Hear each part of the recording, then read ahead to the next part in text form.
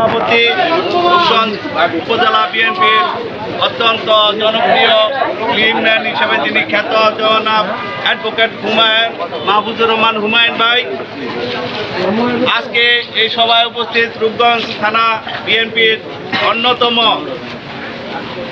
সাধারণ সম্পাদক যিনি অত্যন্ত পরিশ্রমী নেতা জনাব বাসির উদ্দিন বাচ্চু ভাই সহ উপস্থিত নারায়ণগঞ্জ জেলা স্বেচ্ছাসেবক দলের অত্যন্ত পরিশ্রমী কারা নির্যাতিত নেতা সালাউদ্দিন সালু উপস্থিত আমার সহযোদ্ধা নারায়ণগঞ্জ জেলা যুবদলের সাবেক সাধারণ সম্পাদক বর্তমান থানা বিএনপির সহ সভাপতি আশাফুল হক রিপন উপস্থিত থানা বিএনপির অন্যতম সহসভাপতি এবং পরিশ্রমী নেতা জনাব আমার মুরব্বী জনাব আজিজ মাস্টার সাহেব উপস্থিত আজকে কাঞ্চনপুর বিএনপির সম্মানিত সাধারণ সম্পাদক বারবার নির্বাচিত কাউন্সিল উপস্থিত আজকে যারা এই অনুষ্ঠানের আয়োজক এই ইউনিয়নের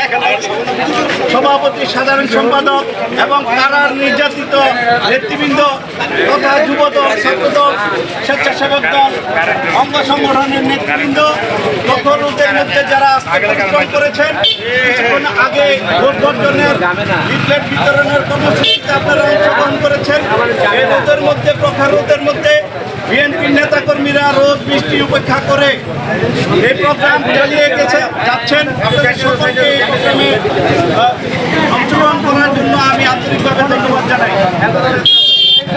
রাস্তায় দুই পাশে জাম লেগে আছে, আমি এই রোদের মধ্যে আপনাদেরকে বেশি কষ্ট দেবো না, বেশি কথা বলবো না।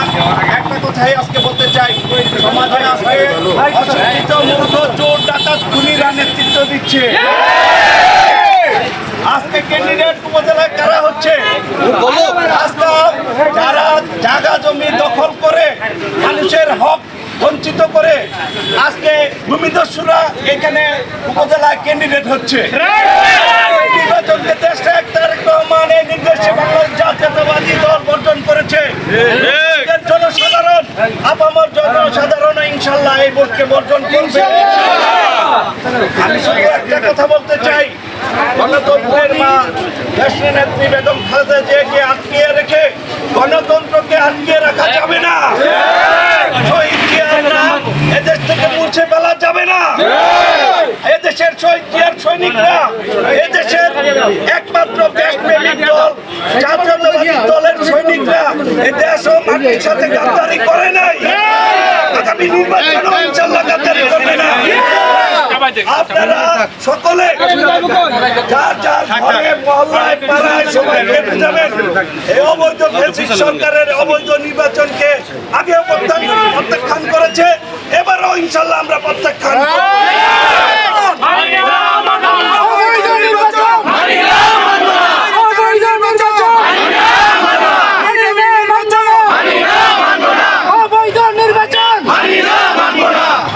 আমাদের নারায়ণগঞ্জ জেলা বিএনপির সুযোগ্য সভাপতি এবং বীর মুক্তিযোদ্ধা যিনি একজন শিক্ষক, ওনাকে আজকে সাবেক এমপি আপনারা জানেন অত্যন্ত জনপ্রিয় এমপি ছিল এবং উনি সুসংগঠক হিসাবে নারায়ণগঞ্জ জেলাকে নেতৃত্ব দিয়ে শক্তিশালী করেছেন। আজকে তাকে ভয় পেয়ে এই সরকার মিথ্যা দুর্নীতির মামলায় তাকে তারা অন্তরীণ করেছে। এই সভা থেকে নারায়ণগঞ্জ জেলা বিএনপির পক্ষ থেকে তীব্র নিন্দা এবং প্রতিবাদ